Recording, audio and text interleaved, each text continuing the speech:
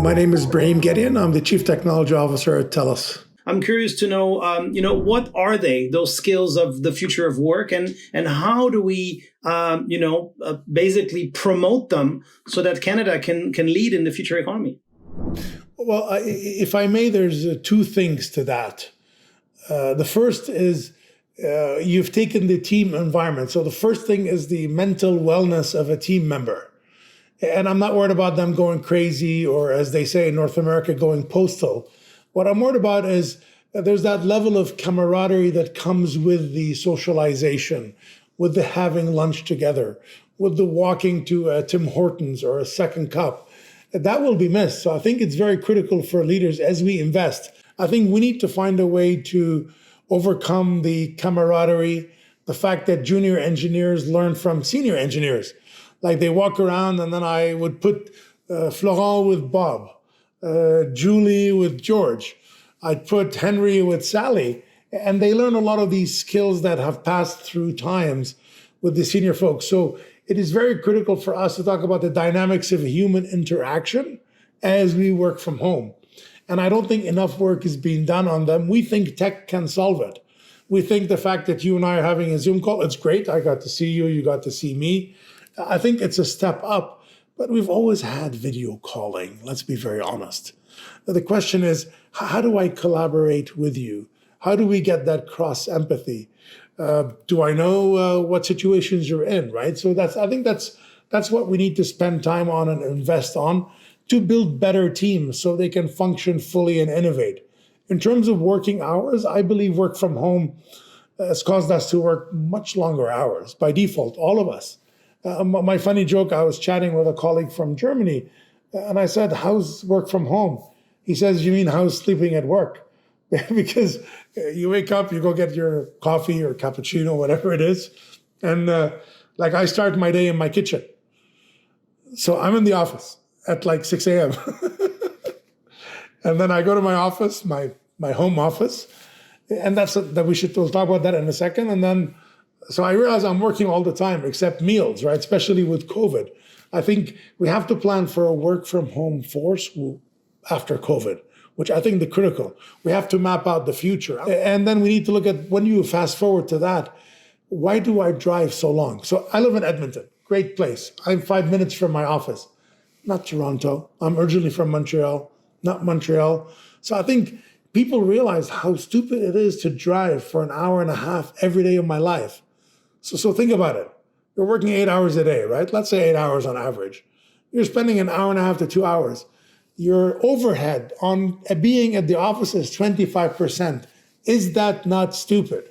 What would you like to see our governments, our industries, our employers specifically, but perhaps also our academic institutions do to make sure that our future workforce is as competitive as it can be?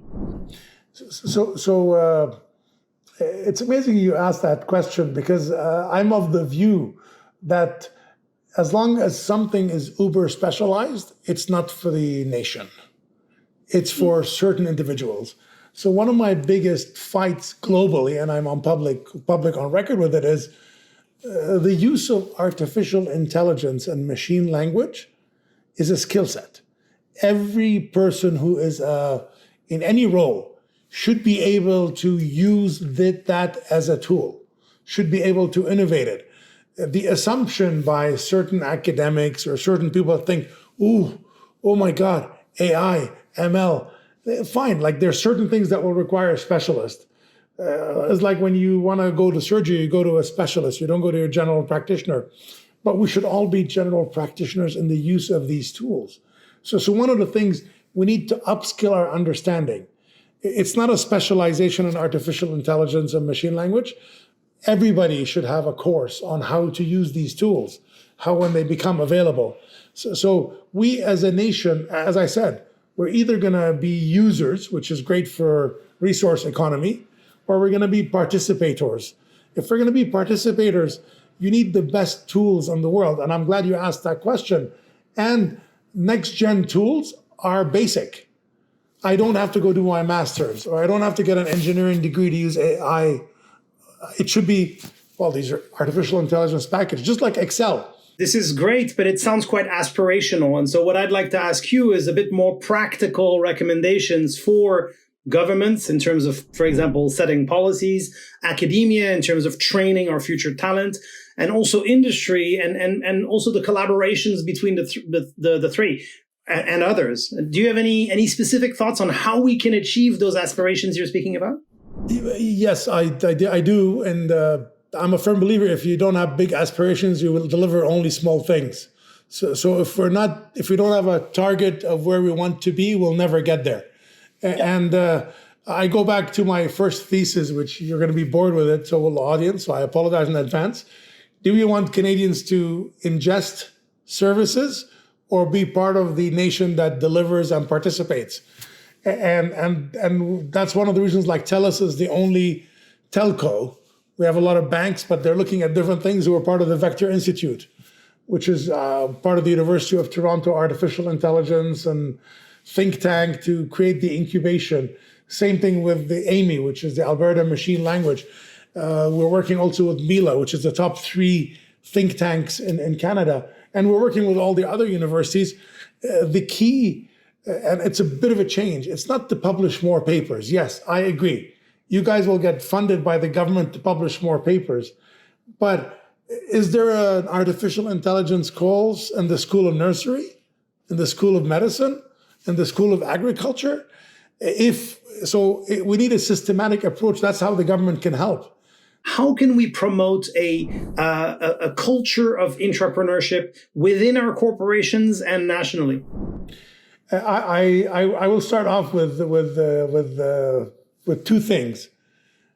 What is your budget for playing around with stuff? So I ask every colleague, if you have no budget to go try stuff out, you will never create a culture of entrepreneurship.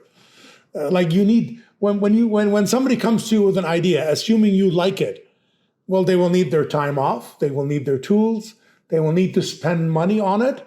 So if you don't make this available, or you need to say, listen, Florent, go spend as much money and I'll reimburse you. But you need some sort of notion, or else why would you do it within a TELUS unless there's a business case?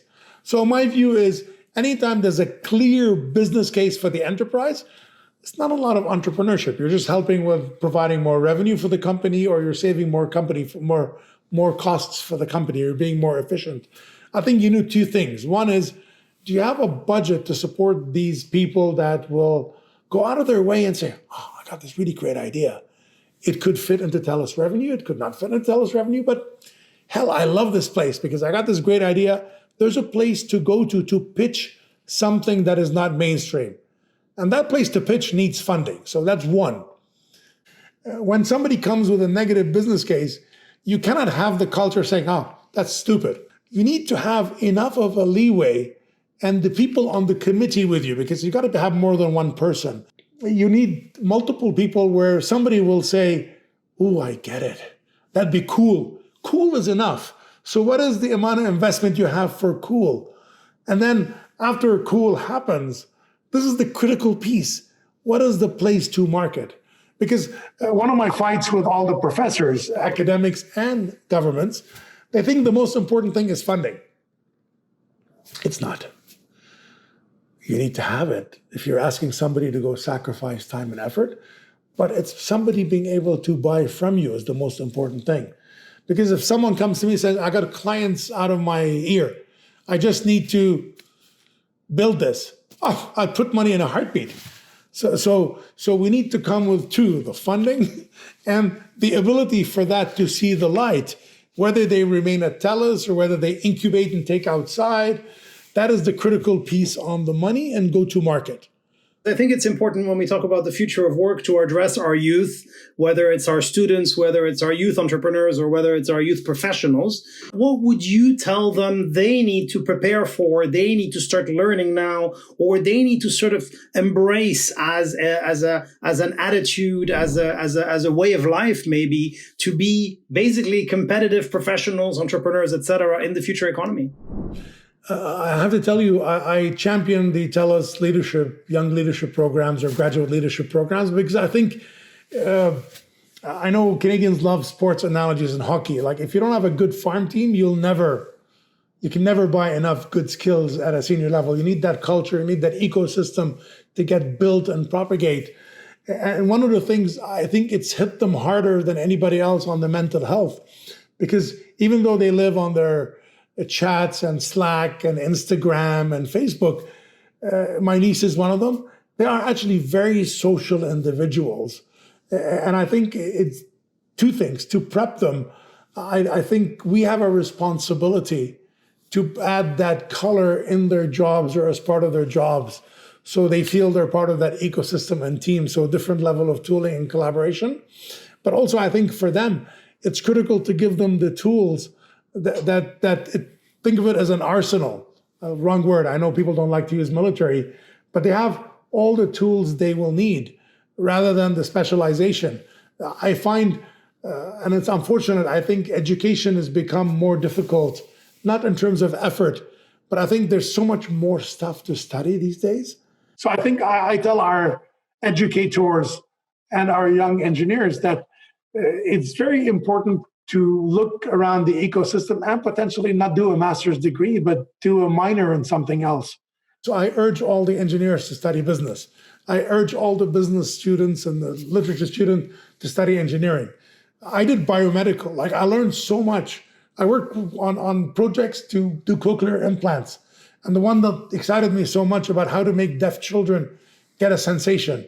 So and maybe I wasted, some people say you wasted so many years doing graduate degrees, but I think the new world order is opportunities in entrepreneurship are about adjacencies. Success in your job is about adjacencies, not being well-rounded, where you're average at best.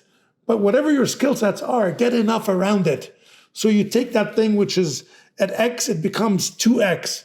How do we get 1 + 1 = 3 with our new generation? That's what I urge.